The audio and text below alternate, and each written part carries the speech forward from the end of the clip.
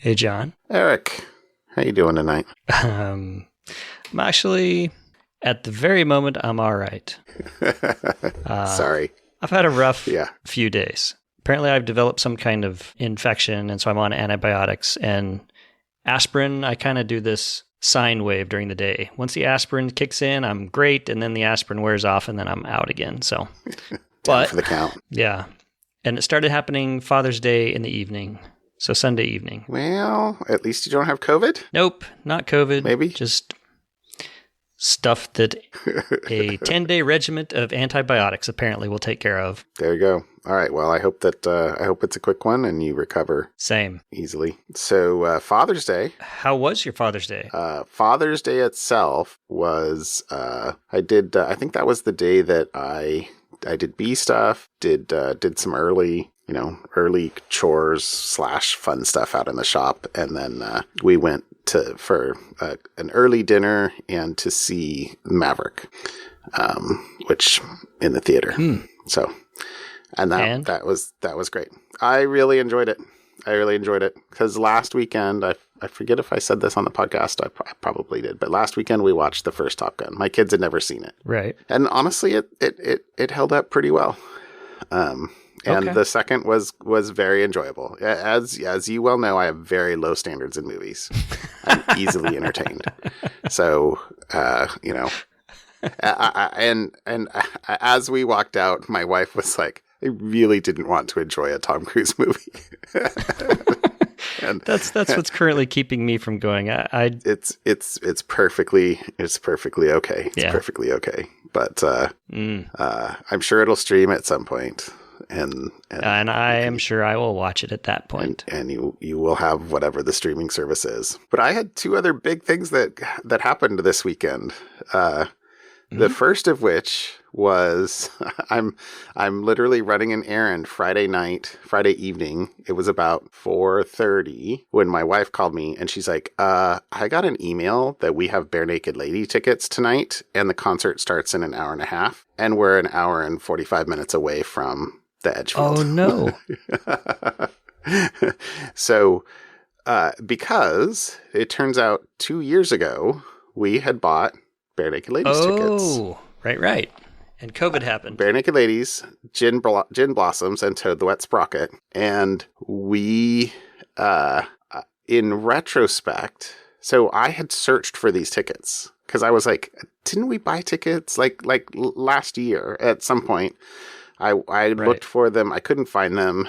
And I was like, well, I remember they canceled the tour. Maybe they just canceled it. Whatever. I don't know. No, it turns out, and in retrospect, I kind of vaguely remember that in early 2020, pre-COVID, I was on a business trip or something like that. And so my wife wound up buying the tickets with her email address and on her account. And so she's the one that got the email. And she just, it came early Friday, but she just hadn't checked her email for whenever. And she's like, we still have these tickets. And I was like, well, I can be home. I can be home in 18 minutes. Can you find the lawn chairs? Because it was at the Edgefield, which is open, open air general seating, basically. So clearly we were not going to get good seats because you have to be there early. And we were going to miss the first opening act, but what are you going to do? Toad the Wet Sprocket, was it still the same three? We didn't even get there in time to see them on the stage. So they were like just getting off the stage as we were walking from the parking area into the concert. So because it's a long drive all the way through Portland at rush hour on Friday, to get to the other, to get to the concert venue. And, so we were like, well, by the time I pulled in to the house, my wife had the lawn chairs, rain jackets. Oh, that's the other thing. It was totally raining Friday night. All rain gear for everybody and the kids who were super grumpy for being forced to go to like an old man's concert. Yeah. Old person's group. And we did it anyway. We threw them in the car and we headed out. And We got there in time to see all of Gin Blossoms and all of the Bare Naked Ladies, and it was great. It was a surprise concert. That's a nice surprise. Glad you didn't open it Monday morning. Right. Or even like an hour later. I don't even do it. If it had been even an hour later, we'd probably been like, well, whoops, we missed it. No big deal. But anyway, so that was fun. That was lovely. And, it paired nicely with the AJR concert that we went to on Wednesday night, 2 nights before. So we were like, okay, we were kind of concerted out, last week at that point, but, and the AJR concert was also awesome. Totally cool. Anyway, I mentioned you went to the AJR concert to my oldest, and she was like, they were in town. She wanted to go see them. I'm like, sorry, I didn't know. So yeah, she was jealous by proxy. Okay, well they were awesome, and she might know the guy who opened for them is anonymous Instagram or TikTok person, Boy with Uke, which was she's not a cool. TikToker. So she's she's anti TikTok, anti Instagram, anti Facebook. She takes after me a little bit. Well done. Well done. Yeah, that was really good. But that also was up in Ridgefield, that also was a very long ways from here. Right. And so, that was the sort of thing that it was a school night, last week of school. Kids had to be to school the next day, and we got home at 12:30. Right. We were not particularly responsible parents at that point, but what you gonna do? Oh, that was I knew what I was gonna tell you. I gave up. I have had such a hard time buying tickets from Ticketmaster. I don't know what the heck their problem is, but they have no support. So I don't know, but Panic at the Disco is coming in October, and so we got tickets. I got tickets for that we will hopefully give to one of my boys for his birthday in a few months. So fun. That'll be good. But I was unable to buy good tickets. Good thing he doesn't listen to the podcast. No, they're not. Are you kidding me? But again, I tried to buy good tickets and they wouldn't let me, and so I got crappy tickets. So Ticketmaster doesn't care because I'm sure that they sell all the tickets anyway. It doesn't matter if they're taking my money or somebody else's money, I guess. But it's really frustrating that I'm like, I would really like to be in those seats there. Why will you not take my payment? I'm sorry, dude. Okay. Anyway, other fun thing this weekend, I'm totally monopolizing this. Sorry. I got my Starlink set up. So now you have 3 internet providers you can swap between. I do. When one goes not so great. So how is the Starlink working? Ironically, we're on 5G at the moment. I just looked a minute ago. And I didn't want to switch halfway through. It has been, so I've basically done, 3 days of work calls and videos on it. And that has been good. Very, very good. Bandwidth wise, I'm only getting about 60 megabit, but that's, both directions? Five times. No, sorry. It's only like between 6 and 10 up. Okay. So it optimizes for download as well. Yeah. Okay. But the ping is anywhere from 50 to 120 milliseconds. Okay. So not the end of the world. Not too bad. Not horrible. Not for satellite. And nope. So I have now this contraption on the end of my barn that has one antenna facing the mountain for the local Wi-Fi internet, and one facing the sky for the satellite internet. So anyway, but it's all working. I got it all, and I spent a good number of hours getting it all set back up in Ubiquiti. Right. Because of course, whatever. I try to do it the easy way. Or what I think is going to be the easy way, and of course it doesn't work, and I wind up having to just sort of tear it down and reset it back up from scratch. And as soon as I do that, it only takes like 5 minutes, and it totally works. I should learn my lesson and just like back up the config, just Drives me crazy. Drives me crazy. So, but the cool thing is I did not have to buy a new gateway. I almost bought a gateway. In fact, last week I tried to order a gateway. I don't know. I'm having problems spending money for some reason. And they wouldn't take your money. They wouldn't. They wouldn't. Are you sure you aren't trying to use cryptocurrency? Oh gosh, yeah, right. Here's $1. I mean, 50 cents. I mean, no, it was funny. But I'm happy because I almost spent $500 on a fancy Unify Security Gateway Pro, and it turns out I didn't need to because the USG that I have had a second WAN port, which is what I needed. So I've got both the local internet and Starlink plugged in out there with failover. So Starlink is the primary, and then if Starlink goes down for whatever reason, it fails over. And I tested it. I tested it with just pinging and then unplugging. It rock solid. Beep beep beep beep. Just switched. It was pretty cool. Nice. Pretty cool. Big weekend in the King household. Nice. So anyway, how about you? Other than being sick, Father's Day. So Father's Day in the evening is when I started to feel ill. I was perfectly fine the whole Father's Day, and I grilled. I actually opened up both my grills because we grilled everything because our kitchen is currently being remodeled. So we have no cooking services. Right. So fortunately, it wasn't raining.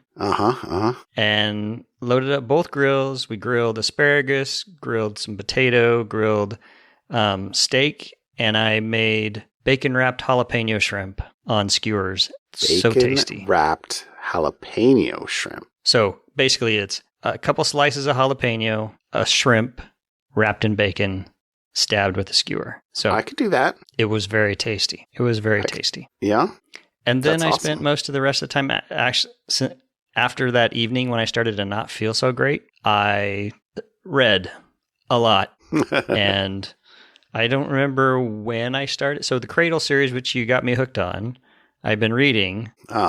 They're 10 books. They're not super long books, but they get longer the further into the series you go. Yep. But I think I read 8, 9, and 10 in the last 3 days. Maybe mostly 9 and 10 since Sunday. Because I just finished up 10 this afternoon, a couple hours before we started to do the podcast. Well, if you're just laying in bed, kind of feeling miserable, and just like with the reading, that's great. And the audiobooks. I did the audiobooks on my iPad, and my eyes kind of sort of followed the bouncing ball because that's how I like to read. I listen read. And it was a great way to just vegetate. So anyways. That's good. Yeah, whoever the performer was in doing the audiobooks, they did a really good job. Does a good job. There were a few times where you could tell he got the wrong voice started on the character when he started to read it, and then he, eased into the right character voice. That was what I started to look for after I noticed it once. I was like, oh really? Yeah. I didn't notice that.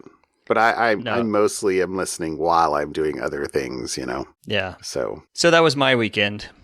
We should awesome. We should probably get into the security portion of the podcast.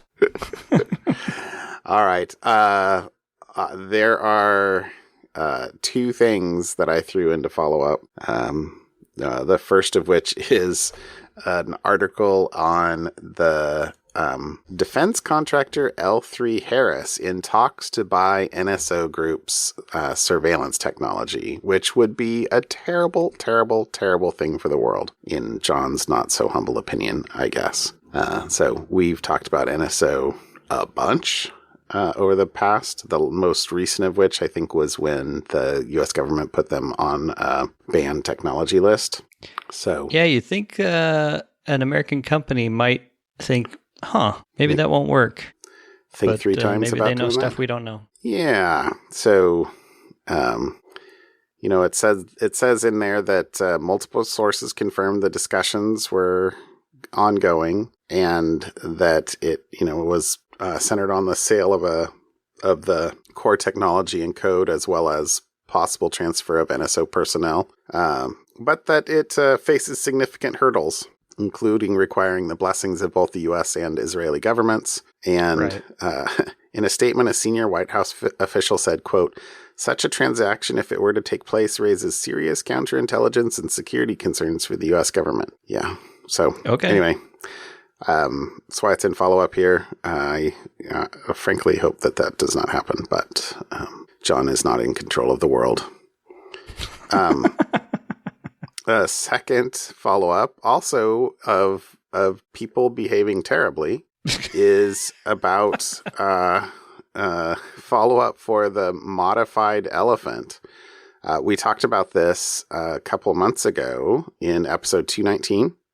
This was about the Sentinel-1 article about the apparent targeting of civil rights activists in India, and the, you know, in the, I think it was February report, it says Sentinel-1 stopped short of identifying any individual or organization behind the modified elephant hackers, writing only, quote, "The activity aligns sharply with Indian state interests."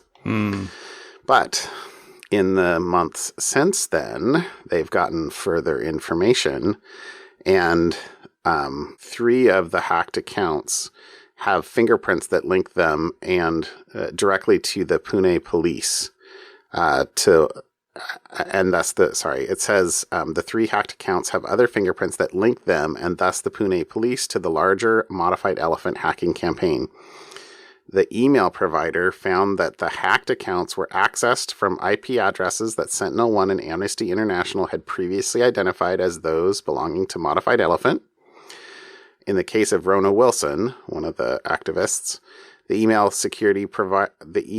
provider security analyst said Wilson's email account received a phishing email in April 2018, then appeared to be compromised by hackers using those IPs, and at the same time, the email and phone number linked to the Pune City Police were added as recovery contacts to the account. Oops. Yeah. And the analyst said Wilson's email account was itself used to send out other phishing emails to targets in the Bhima Koregaon case for at least 2 months before Wilson was arrested in June of 2018. So this was, police officials planting evidence and then going in and arresting them. Going and arresting activists. So not a good look. Like I said, not good at all. So hopefully, again, there will be consequences, and it said in the article, the main concern is that the activists that have been arrested as part of this fraud on behalf of the officials, one of them died in police custody. I think it said there were. Sorry, I don't have the number in front of me. I think it said there was 18. One of them died in police custody, caught COVID, basically, and died of COVID. I think only 1 or 2 have actually been released on bail, and the others are still in prison. So one of the things they're hoping for is obviously to, first and foremost, get the activists released. So right. We will see what happens. So that was two bits of follow up from things that are happening this week, and my something fun is going to wind up being follow up too. So this will be a mostly follow up episode for John. Anyway, what'd you bring for a topic? The thing that caught my eye this week is I occasionally go out and clean up my LinkedIn, because LinkedIn is kind of more used for professionals to connect with people you work with. It's kind of like a work social media. It's owned by Microsoft, and people post articles and whatnot. So occasionally I will go in and clean it up, and this article caught my eye. What do you mean by clean up LinkedIn? Delete people I don't remember or don't know that like your contacts have accidentally or intentionally said, yeah, I'll be that person's contact. And at this point, it's like if they pinged me for a reference, I would be like, who are you again? Because a lot of times, someone new joins a group, or you join a group new and you just spam everybody in your new group. Over the year, anyways, doesn't matter. I have no idea who all I'm connected to on LinkedIn. I know. I'll just occasionally scroll through it and just get rid of people because Eric maintains a hygiene. I try.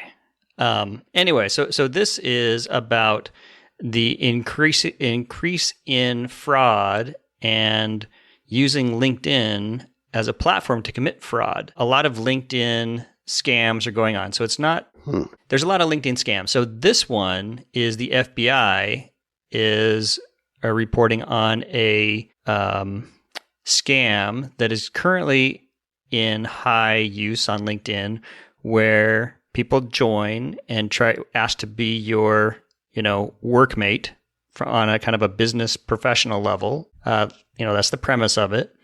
And they try to lure those users into cryptocurrency investment schemes. So they start chatting with people on LinkedIn who they think are business owners or whatever, and they will say, hey, do you own any crypto? You should invest in crypto. And they try to get them to invest in crypto. They do crazy things, like they'll send their friend $5 in crypto in 2017 and then ask him every year what that $5 is worth now in his Coinbase account. You look like you don't know what I'm saying. You finally got it. It took me a while. Sorry, dude. I was like, I know what? I've asked you to tell me what that is now. I thought I did the last time we looked that up. It was like $68 or something like that. Yeah, I think it was. So now it's probably got to be like 30. Hold on, Coinbase. Yeah, it's probably somewhere down there. All right. So, anyways, while you're looking that up, because I am curious how much $5 is now. From 2017, what's $5 now in Bitcoin? Anyway, so they'll convince people go use a legitimate crypto platform like Coinbase or whatever, and then over several months. So this is like a long-term scam. This is not a pump and dump, go try to get grandma to send you some, $50 and then steal it. It's get somebody to get cryptocurrency. And then once they say, oh, using Coinbase, they're not that great. I know this other website that's a much better one, which is, of course, now the fraudster's website. And they have them transfer the crypto to there, drain the money, delete the LinkedIn account, and they run off with somebody's cryptocurrency. I think if cryptocurrency continues to go in the negative direction, this type of scam probably will not be as easy to do. I think it was easy to do because you could get someone to put $5 in cryptocurrency, and it just kept going up and up and up. And it was like, oh, easy, free money. People love free money, even though there's no such thing as that. I was going to say. Anyways, that's what this one is. So the FBI is now focusing on this type of fraud using fake professional profiles on LinkedIn, start messaging people, get them, hooked up to a legit cryptocurrency site, and then telling them about this cool deal with this other one. And they now trust this person. They've been talking to him for months. Move the cryptocurrency over. You lost your money. So, my suggestion, don't add random people you don't know on LinkedIn. LinkedIn is supposed to be a network of professionals you interact with, not random people that you want to just be. It's not a status symbol. It's not, I have 25,000 followers, right? The number of people, isn't really a thing, at least for me, but it is nice for me. Like I've got a lot of people that I, used to work with. And mostly, I remember most of their names, I think, but it's nice to be able to go, oh, hey, who was I think it's fun to see what they're doing if they post. Yeah, exactly. That's good stuff.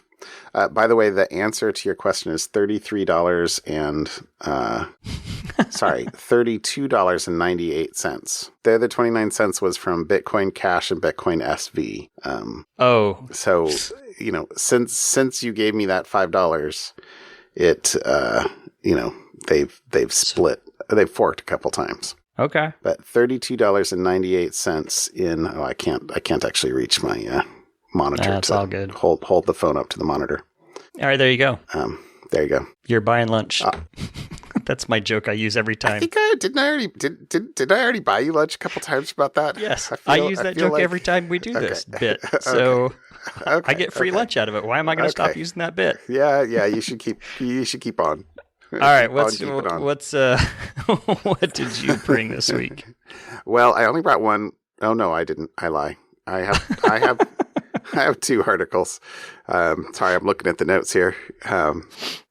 So the first is about the Confluence bug. And again, I feel like we talked about this a couple weeks ago, but I didn't actually pull up the previous thing. But this is a comment from Microsoft that says it has observed the flaw being exploited by a known China-based ransomware operator. The threat actor is known for exploiting internet-facing systems that run vulnerable versions of Confluence, as well as targeting other vulnerabilities, including the proxy shell flaw in Microsoft Exchange. And that it sounds as if many places that are running this still haven't patched. There is a patch available. There is a workaround available, but they're not being patched. Okay. It says the company warned users of impacted versions of the product to upgrade to the patched version or apply the recommended mitigations. And that the attackers are exploiting the vulnerability to deploy Cerber 2021, also known as Cerber Imposter, which is a novice ransomware family. That's interesting. That emerged in the first quarter of 2022. And then it says researchers with Volexity, who discovered the activity, did not attribute the initial intrusion, but did state the attack likely stemmed from China. But since then, attacks have become more widespread, due in part to the release of proof of concept exploits online. So always the case. Dre Aga, threat ops analyst at Huntress, said when querying Huntress telemetry a day after the CV 2022-26134, that's the Confluence flaw, was shared, researchers identified 50 to 60 vulnerable Confluence servers, but many companies have not patched their systems simply because they have forgotten about them, says Aga. There are a surprising number of Confluence servers spun up that organizations had always intended to decommission, but are still out there exposed to the big bad internet. Yikes. Initially, this CVE was problematic as there was no patch available. However, now a patch is available and has been for a while, but there is no evidence that patching induces further complications. So deploy your patches, peoples. Good advice. Consistent advice. Repetitive advice. Consistent advice, I know, right? I feel like, yeah. Auto-deploy patches. I don't know. Okay, my second one is a TechCrunch article about RSocks, RSocks proxy. So the Justice Department seized infrastructure from a Russian botnet called the RSocks proxy service leveraged a Russian botnet to provide proxy service to malicious actors. So it says the Justice Department has confirmed it seized and dismantled the infrastructure of a Russian botnet used to hijack millions of devices worldwide for use as proxy servers. According to prosecutors, RSocks provided its web proxy service, operated by unnamed Russian cybercriminals, by hacking into millions of computers, smartphones, and Internet of Things devices, converting them into unwitting proxy servers, allowing paying customers to use the IP addresses of the compromised devices without the permission or knowledge of the owners. RSocks' own Twitter account claimed access to more than 8 million residential devices and more than 1 million mobile IPs. So not a small botnet. This is actually the second large botnet that the Justice Department has taken down in the last few months, which is awesome. Let's see. What else did I pull out of here? Here's another quote. It is believed that the users of this type of proxy service were conducting large-scale attacks against authentication services, known as credential stuffing, and anonymizing themselves when accessing compromised social media accounts or sending malicious email, such as phishing messages. Let's see. It says the other thing was the initial undercover purchase in 2017. They had started tracking this by, making undercover purchases. The initial undercover purchase in early 2017 identified approximately 325,000 compromised victim devices, mainly located in the United States. It's very different from the 8 million mentioned earlier, but maybe there's been a lot of change in the last I guess it's 5 years ago, as well as home, businesses, and individuals, several large and public and private entities, including a university, a hotel, a television studio, an electronics manufacturer, homes, and small businesses. So lots and lots. Yeah. But so good for them. Yeah. Just because it's a game of whack-a-mole doesn't mean you need to stop whacking the moles, so to speak. Okay. Maybe you don't leave that in. That's the title, my man. Oh.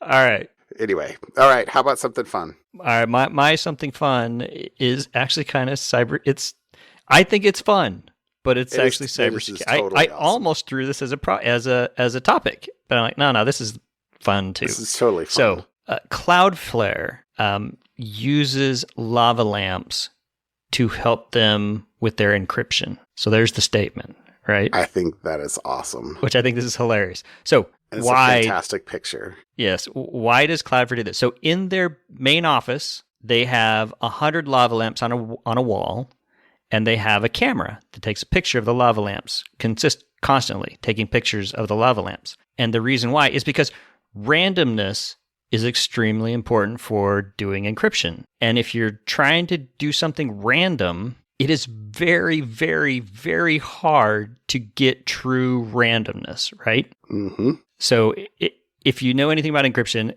computers are not random. They do exactly what you tell them to. With the exact same inputs, you'll get the exact same outputs. So yes. What Cloudflare does is by taking all these pictures of lava lamps kind of go and do their thing. They never look the same. And so what it does is it takes pictures and then converts those pictures to bits, because that's all a picture is, a bunch of bits. And they use that to feed into their, the random number. If you've ever generated an SSH key, it's usually wiggle your mouse to try to create randomness, which is kind of fascinating, right? That yes, totally they have cool. a picture, and because those 100 lava lamps are never going to ever be the same, ever in the same, you're never going to get two pictures of the exact same thing, and it's not like they're going to be even close. You can't predict. Yeah, you cannot predict how that. You can't set up 100 lava lamps and go, all right, if I turn them all on at the same time that Cloudflare turned them on, then I can get the exact. That's not how lava lamps work, right? Right. So, anyways, it's brilliant. So I thought this was a lot of fun, and they talk about So the article basically goes through and talks about what does random mean in the context of cryptography, why is true unpredictability important for encryption, and it kind of gives you a lesson. It's a great blog post on why computers can't actually create randomness. Computers are actually horrible at creating random data. Anyways, so they're using that as as part of their cryptographic process, which I think is hilarious.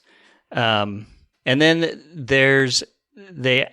in their article, they also mentioned about in the other two main offices in London and Singapore, they have different methods for generating random data from real world inputs. In London, it takes photos of a double pendulum mounted system in the office. A pendulum connected to another pendulum, which movements of which are mathematically unpredictable. So by taking pictures of that, that's how they generate randomness. And the Singapore office measures the radioactive decay of a pellet of uranium that is small enough to be harmless. But that's how. So they're using stuff in the physical world, right? Because computers can't be random on their own. Right. So anyway, the whole article is great fun to read. If you have any curiosity and want to be entertained by how randomness works and how encryption, why it matters to encryption and unpredictability matters, well-written blog post, a lot of fun. That's my something fun this week. That's totally awesome. We had a lava lamp, in my boys' bedroom when they were together, and it's probably still upstairs, like a gigantic thing. It wasn't one of the little ones, and I stopped turning it on because it got so hot. I was worried it was going to catch their dresser on fire. Yeah. And I was like, yeah, maybe we don't need to do this. So, okay, I'm actually going to thank you for my something fun because this is awesome. Follow-up fun. And it is follow-up fun. But we talked about CRISPR in episode 102. Actually, we talked about this particular thing, which is using CRISPR to cure things like sickle cell anemia in episode 102. So 135 episodes ago. Yes. So that's 2.5 years. We also talked, we did follow up in episode 158 and again in episode 186. So clearly, we like this topic. Yeah, we like CRISPR. We like, and just, I think episode 225, I talked about the CRISPR cows. So that's right. Which I don't know if they've been approved, right? But, yeah, we have to follow up that follow-up eventually. Okay. But this is an article that says that is after 3 years, it's following up on 2 studies, 2 sets of patients for 2 autoimmune diseases 3 years later, and giving results from, this follow-up. So it says a new data release is offering results from 75 patients treated with the groundbreaking CRISPR therapy, which is now being dubbed exa-cel. Of those 75 treated, 44 were for one disease, TDT, or transfusion-dependent beta thalassemia, and 31 for severe sickle cell disease. All but 2 of the 44 patients with TDT were essentially cured of their disease, needing no more blood transfusions. That's amazing. The 2 TDT patients still requiring blood transfusions had 75% and 89% reductions in volumes, respectively. So even if it was not a cure, it was significant life improvement. Significant. And all 31 SCD patients were free of disease symptoms at long-term follow-up. All. 100%. It's amazing. 100%. What in the ever-loving heck? How amazing is that?